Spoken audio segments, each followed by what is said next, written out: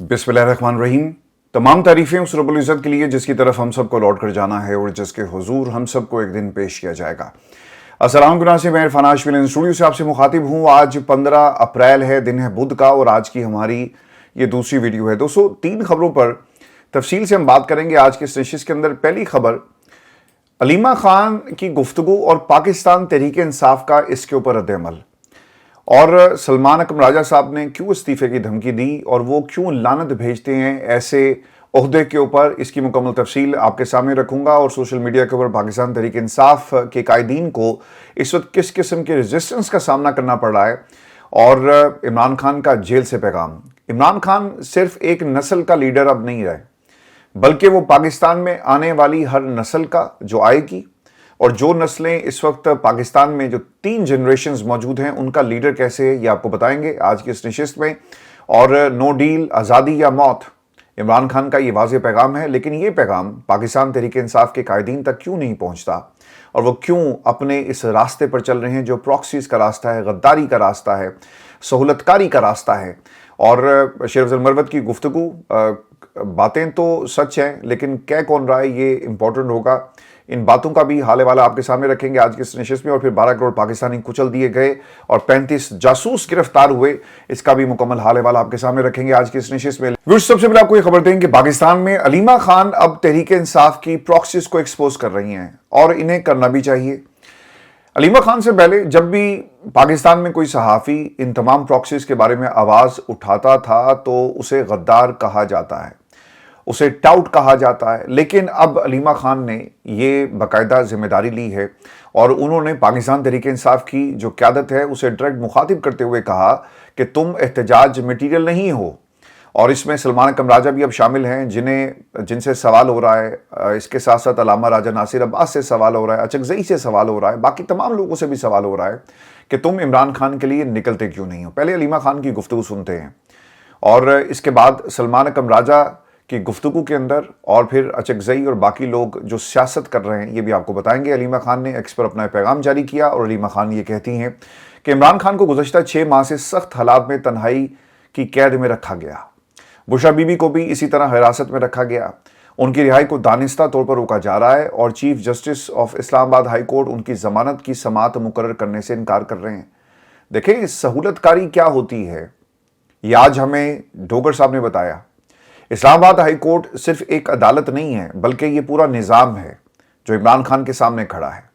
इमरान खान के मुकदमात जब जस्टिस, आपको याद होगा कि वो जो गुल साहब थे, एक वो, इसके साथ साथ कुछ और जजेस, जस्टिस जहांगीरी हैं, इसके अलावा अकियानी साहब, ये तमाम वो लोग थे जिन्होंने इमरान खान को मेरिट पर इंसाफ दिया। 6 जजेस ने ख़त भी लिखा कि पाकिस्तान की इस्टेब्लिशमेंट मुदाखलत करती है।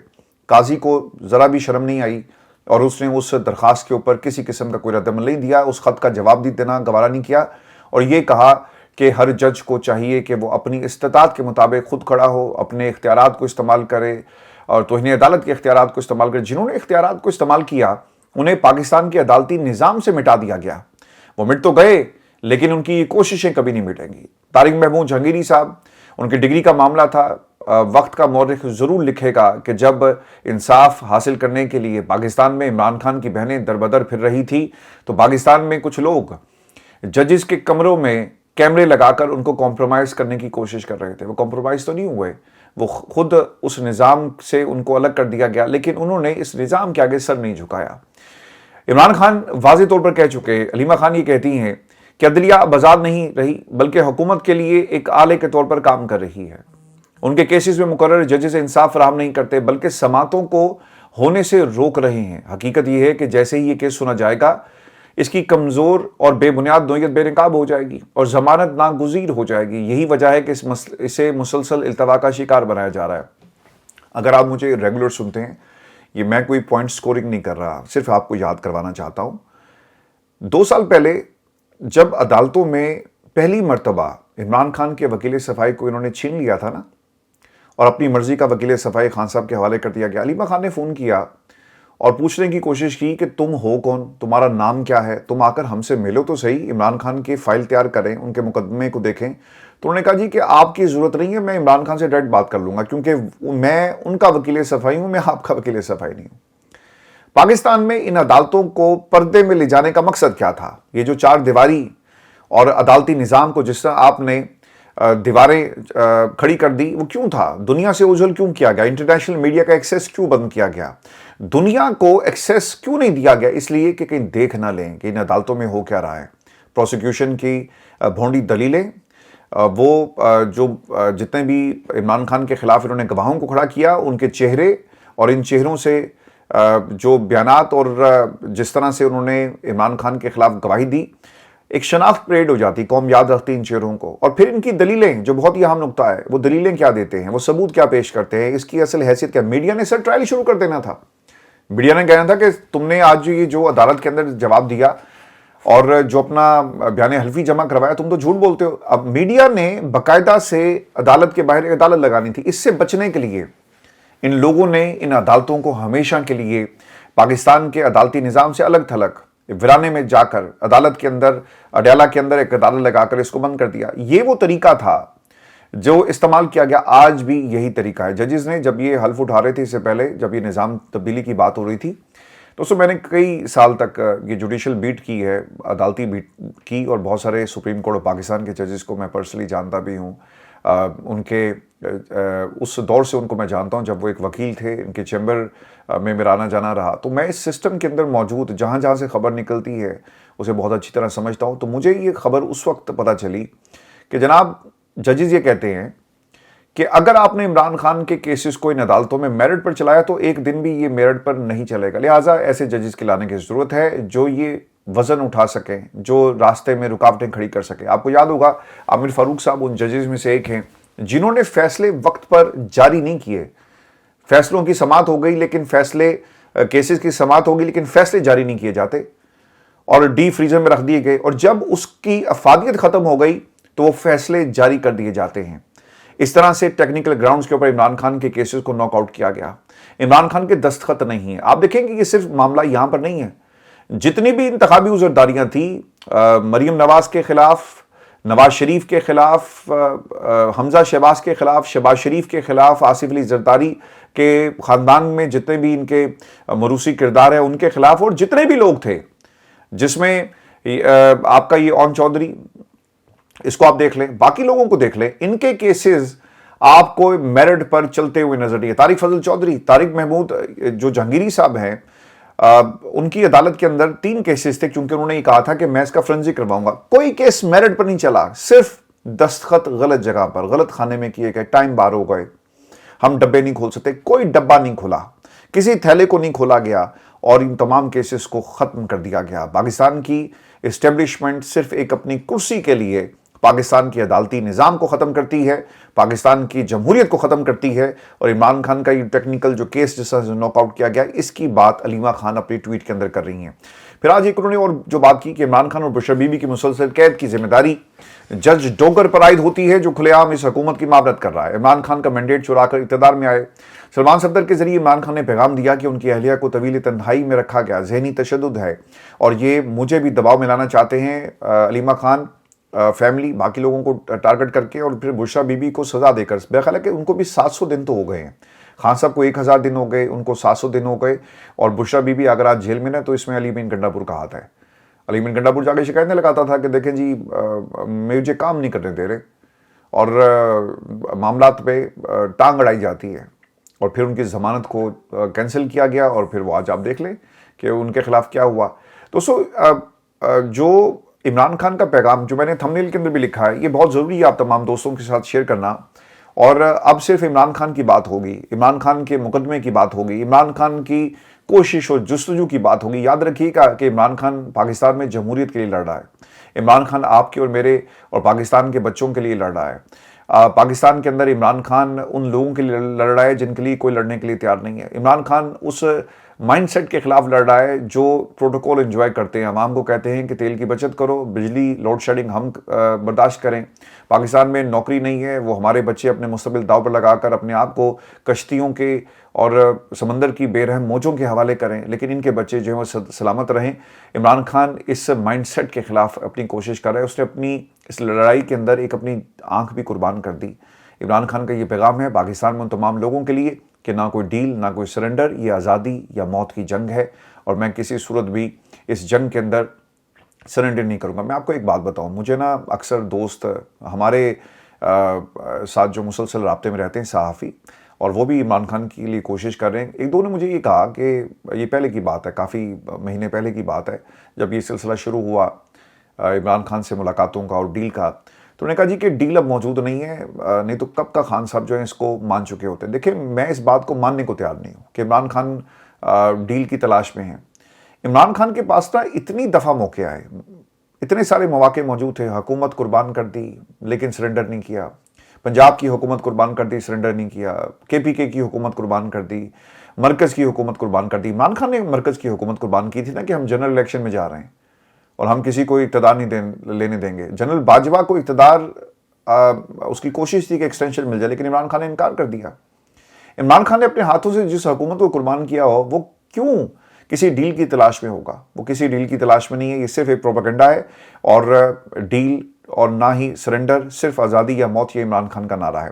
دوستوں، میں آپ کو یہ بھی خبر دوں کہ اڈالہ جیل میں ملاقات کا جی کل دن ہے۔ دیکھنا یہ ہوگا کہ ایک فہرست جو بھیجی گئی ہے، بیرسٹر گوہر، سلمان اکرم راجہ، 6 رہنماؤں کے نام شامل ہیں، بابر اعوان، لطیف کھوسہ، حامد خان، انتظار پنجوتا، اور یہ ملاقات کریں گے۔ ان میں سے صرف مجھے لگتا ہے یہ ہے کہ صرف انتظار پنجوتا جو قابل بھروسہ شخصیت ہے، باقی سب تو آپ دیکھ لیں، بیرسٹر گوہر نکما اور یہ کہا جائے کہ پراکسی بالکل بھی غلط نہیں ہے۔ سلمان اکرم راجہ صاحب کی باتیں میں آپ کو آگے جا کر سناتا ہوں، اور سلمان اکرم راجہ جن کے بارے میں تنقید میں نے کرنا شروع کی تو کچھ لوگ خلاف ہو گئے، لیکن آج علیمہ خان نے کیا کہا اور پھر سلمان اکرم راجہ نے علیمہ خان کو کیا کہا ہے وہ بھی آپ کو بتاتے ہیں۔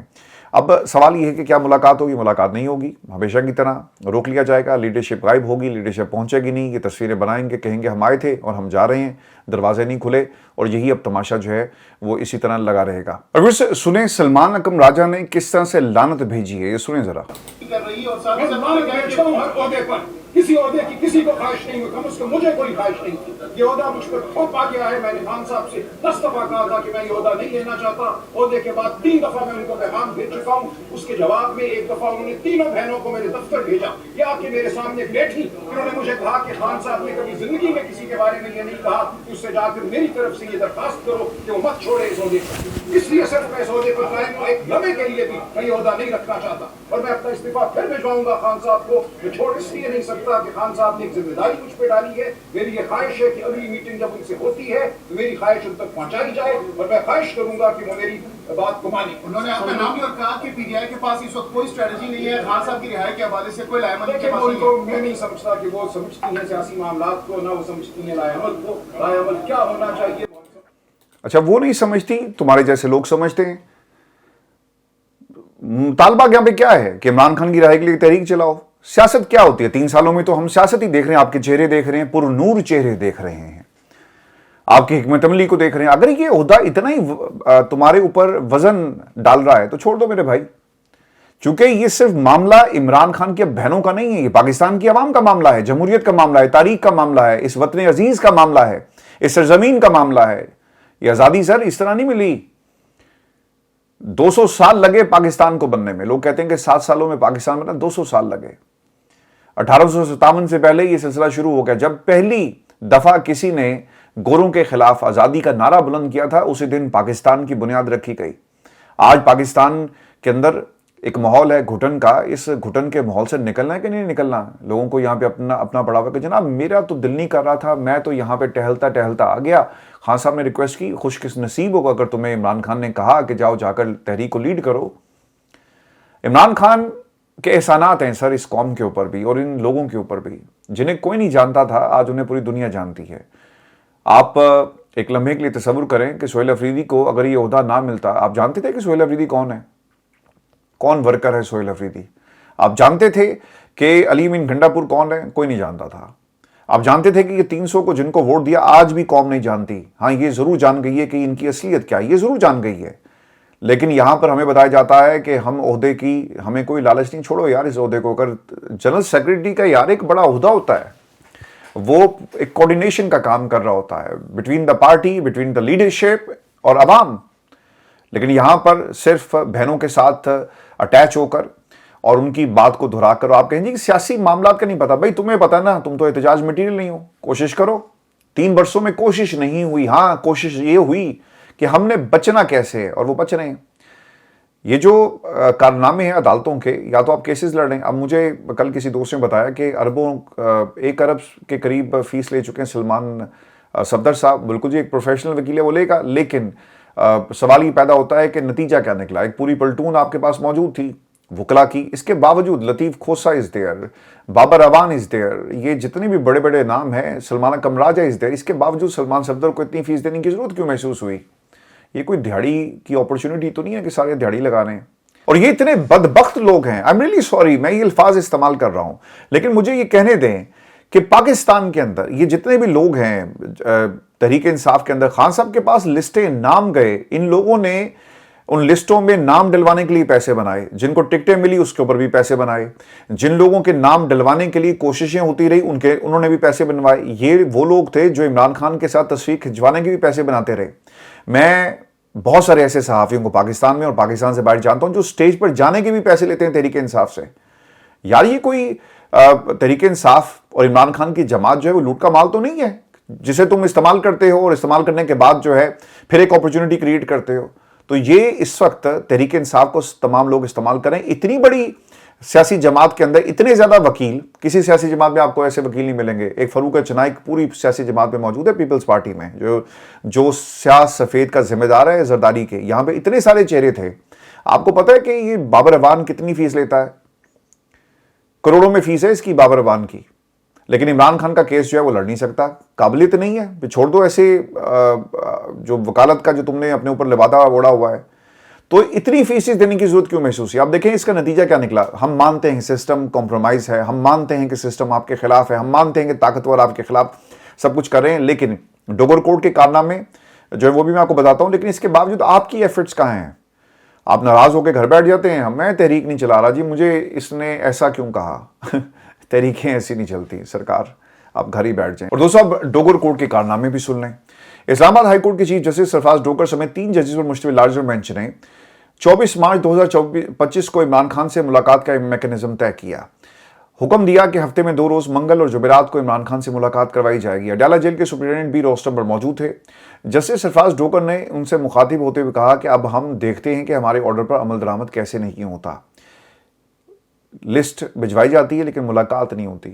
تو کیا آپ اپنی ہی عدالت میں اپنے ہی خلاف کوئی کیس چلائیں گے؟ کیونکہ آپ تو انہیں عدالت کے کیسز بھی نہیں لگاتے. سپرنٹینڈنٹ آتا ہے کہتا ہے کہ جناب بہنیں پہنچتی نہیں, پہنچیں گی ملاقات کروا دیں گے. پیچھے 600 آپ نے ناکے لگائے ہوتے ہیں اور افراد کو کھڑا کیا ہوتا ہے اور وہ روک لیتے ہیں اور وہ کہتے ہیں کہ جناب آتے تو ہم ملاقات کرواتے, لیکن یہ پہنچ بھی جائیں تو ان کی ملاقات نہیں کروائی جاتی. 24 مارچ 2025 کے فیصلے پر عمل درآمد نہ ہونے پر اڈیالہ کے سپرنٹینڈنٹ کے خلاف توہین عدالت کی درخواستیں دائر ہوتی ہیں, لیکن اس کے اوپر بھی سماعت نہیں ہوئی اور عدالتی احکامات کے باوجود یہ ملاقاتیں عمران خان سے نہیں کروائی جا رہی. اب وکیل خالد یوسف جو ہے نا, مجھے آپ یقین کریں اس نوجوان کے اوپر جب whenever I watch him his videos, آپ یقین کریں ایک تکلیف بھی ہوتی ہے, اور پھر اس نظام کو جس طرح سے استعمال کیا جا رہا ہے وہ بھی منظر ہمارے سامنے ہوتا ہے. خالد یوسف جو بھائی ہمارا ہے وہ پہنچ جاتا ہے, خط لکھتا ہے, 5 گھنٹے اس کو بٹھایا جاتا ہے, لیکن اس کے باوجود عمران خان کے دستخط نہیں کروائے جاتے.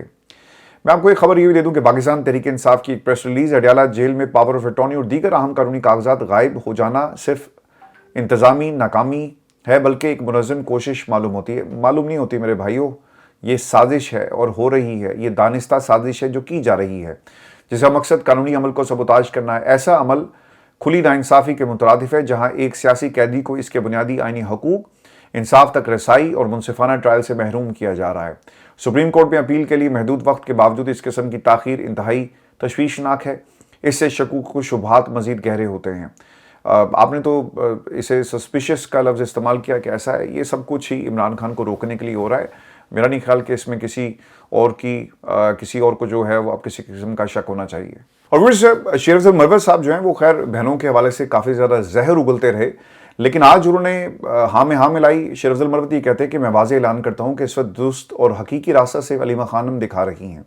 باقی سب عوام کی ٹرک کی بتی کے پیچھے لگاتے ہیں. اصل کام یہ ہے کہ دھرنے دیے جائیں, اڈیالہ جیل کا رخ کیا جائے, عوامی طاقت کا بھرپور مظاہرہ کیا جائے. مگر افسوس کہ پی ٹی آئی کی موجودہ قیادت وہ سب کچھ نہیں کر رہی.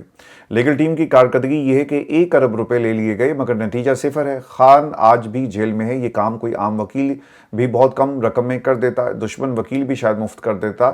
اگر 1 ارب لے کر بھی خان کو نہ نکالا جا سکا تو واضح ہے کہ خان کی رہائی عدالتوں سے نہیں, عوامی طاقت اور حقیقی تحریک سے ہوگی. مگر افسوس قیادت کو سب معلوم ہے اور پھر بھی نہ تحریک کا اعلان اور نہ ہی کوئی عملی جدوجہد. دیکھیں گے ایک اپرچونٹی کی تلاش میں بندہ, باتیں وہ ٹھیک کر رہا ہے لیکن اپرچونٹی کیا ہے کہ تنقید ہونا شروع ہوگی مین قیادت کے اوپر. لہٰذا اب میں اپنی انٹری مارتا ہوں. لوگ کہیں گے دیکھا شیر افضل مروت جو ہے وہ ٹھیک باتیں کر رہا ہے. تو ویل پلیڈ شیر افضل مروت. لیکن پاکستان کی عوام جو ہے وہ اتنی اب بیوقوف نہیں ہے کہ وہ بار بار آپ جیسے لوگوں کے بہکاوے میں آئے گی. آپ لوگ کیا ہیں؟ پاکستان کی عوام جو ہے بھرپور طریقے سے آپ کو جان چکی ہے, آپ کو بلکہ مان بھی چکی ہے کہ آپ تمام لوگ کتنی بڑی پراکسی ہیں. اور دوستوں میں آپ کو ایک خبر یہ بھی دوں کہ پاکستان تحریک انصاف کی مین قیادت کے حوالے سے اس وقت سوشل میڈیا پہ سخت تنقید کی جا رہی ہے. آپ دیکھیں کہ بہت ساری تصویریں شیئر ہو رہی ہیں, ان میں لوگوں کے چہروں کے اوپر ٹیپ لگی ہوئی ہے جس میں حلیم عادل شیخ ہیں, مینا خان افریدی, علامہ راجہ ناصر عباس, شاہد خٹک, یہ تمام لوگ جو اس وقت آپ کو تحریک لیڈ کرتے ہوئے جتنے بھی تحریک کے چہرے ہیں وہ آپ کو نظر آ رہے ہیں. تحریک تو خیر نہیں بلکہ اپنی بقا کی جنگ جو لڑ رہے ہیں اس وقت. اور لوگوں نے اب ان کے میمز بنانا شروع کر دیے. بعض لوگ تو یہ کہہ رہے ہیں کہ یہ جو مردان جلسہ ہے اس کا مکمل طور پہ بائیک آؤٹ کیا جائے گا اور ہم نہیں چاہیں گے. بعض لوگوں نے یہ بھی کہا کہ ہم جو ٹماٹر اور گندے انڈے جو ہیں وہ اپنے ساتھ لے کر جائیں گے. اچھا, ایک اور جو تنقید اس میں ہوئی اور سہیل افریدی کے حوالے سے, اور انہوں نے کہا جی کہ اس دفعہ ہم عشق عمران میں مارے جائیں گے. مجھے تو یہ اب ڈائلاگ ہی لگتے ہیں کیونکہ حقیقت میں عملی طور پر کوئی آپ کو کسی لیول پر کچھ ہوتا ہوا نظر نہیں آ رہا. اور پاکستان تحریک انصاف کی قیادت کے خلاف جو ہے اب لوگ اپنی رائے کا اظہار کریں. یہ ہونا ہی تھا, 1-2 دن کا معاملہ نہیں تھا کہ آپ 1 دن ٹالیں گے, 2 دن ٹالیں گے. لوگوں نے تنقید کرنی تھی اور اب اس وقت زبردست قسم کی تنقید جو ہے اس وقت سامنا کرنا پڑ رہا ہے پاکستان تحریک انصاف کی اس قیادت کو جو عمران خان کا نام لے کر اقتدار میں KPK میں آ گئے اور انہیں عہدے بھی مل گئے, لیکن عمران خان کی تحریک رہائی تحریک کے لیے کچھ نہیں کر رہے. اور اس 12 کروڑ پاکستانیوں کا یہ معاملہ ہے اور انہیں کس طرح سے کچلا جا رہا ہے. محمد زبیر صاحب بہت زیادہ ووکل ہیں.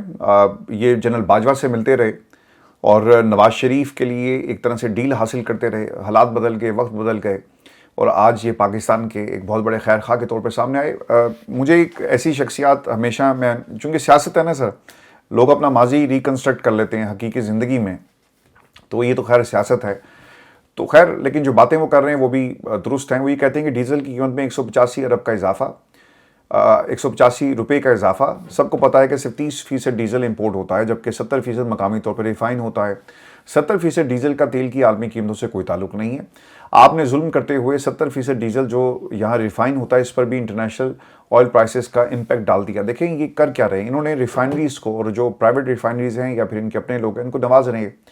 جب بھی دنیا میں کوئی بحران آئے گا حکومتیں اپنے لوگوں کو ریلیف دیتی ہیں. آپ نے کبھی سنا کہ کیئر اسٹارمر کی کوئی شوگر مل ہے؟ کبھی سنا ہے آپ نے؟ کبھی آپ نے سنا کہ ان کے اپنے کارخانے ہیں؟ آپ نے نہیں سنا ہوگا. کبھی آپ نے سنا کہ برطانیہ کے اندر کسی, خیر ڈونلڈ ٹرمپ کے تو بہت سارے بزنسز ہیں جس میں وہ فائدہ بھی حاصل کر رہا ہے, جیسا کہ اس کے بیٹے نے ایک کمپنی کو ڈرون بنانے کا ٹھیکہ بھی دیا. آپ نے برطانیہ میں یہ باتیں نہیں سنی ہوں گی کہ ان کے بزنسز, ان کے کارخانے چلتے رہے ہیں, کیونکہ یہ اخلاقی طور پر جو موریلٹیز ہیں اگر اس پرنسپل کے اوپر بھی رکھ کے اس کو دیکھا جائے یہ غلط ہے. جب آپ اقتدار میں ہوتے ہیں آپ پالیسیز ایسی بنائیں گے جس کا فائدہ آپ کے گھر کو ہوگا, آپ کی انڈسٹری کو ہوگا, تو یہ بات کسی طرح بھی ایکسیپٹیبل ہی نہیں ہے. یہاں کی ڈیموکریسی کو معلوم ہے لیکن پاکستان میں یہ معلوم نہیں ہے.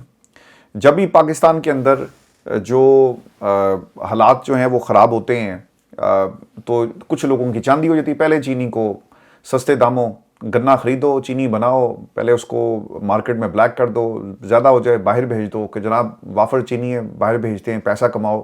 جب چینی کا بحران شروع ہو جائے تو باہر سے سبسڈی دے کر مزید لے آؤ. تو فائدہ تو ان خاندانوں کو ہو رہا ہے. سر یہ فلتھی رچ, اربوں روپیہ انہوں نے پاکستان سے باہر, اربوں نہیں بلکہ کھربوں روپیہ ان کی کئی نسلیں بیٹھ کر کھائیں گی. آج حکومت ختم ہو جائے ان کو مسئلہ نہیں ہے, باہر آئیں گے ریونیو فیلڈ ڈپارٹمنٹ اور پھر جہاں جہاں ان کی جدادیں چلے جائیں گے اور پاکستان ان کے لیے ایک شکار گاہ ہے.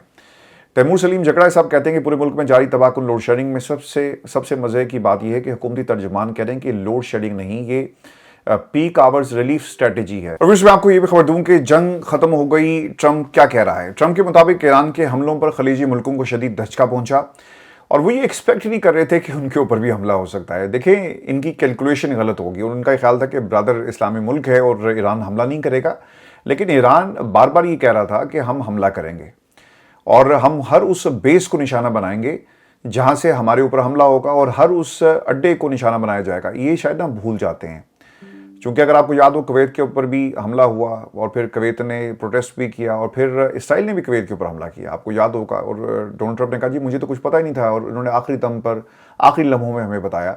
तो डोनाल्ड ट्रंप से अल्फाज का अपनी जो खफकी है वो मिटाने के लिए कर रहे हैं कि ये सरप्राइज़ था, कोई सरप्राइज़ नहीं था। ईरान ने जब भी कोई काम किया है उन्होंने इसका पहले ऐलान किया और इसमें हैरानगी की कोई डोनाल्ड ट्रंप बात नहीं है। ये सिर्फ तुम्हारी उस प्लानिंग का हिस्सा है, अपनी फेस सेविंग के जिस ट्रैक के ऊपर तुम चल रहे हो।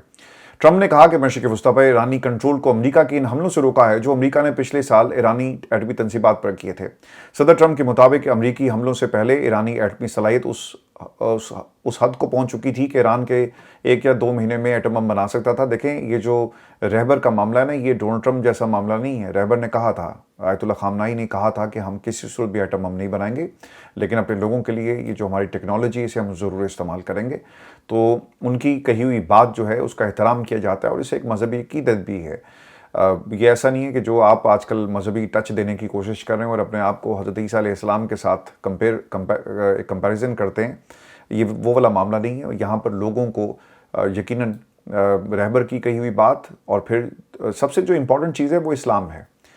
और आयतुल्ला खामनाई ने जो रास्ता अपनाया और उससे पहले इमाम खमीनी का जो रास्ता था, वो रास्ता क्या था कि हमने इस्लामी एक इनकलाब बर्पा करना है।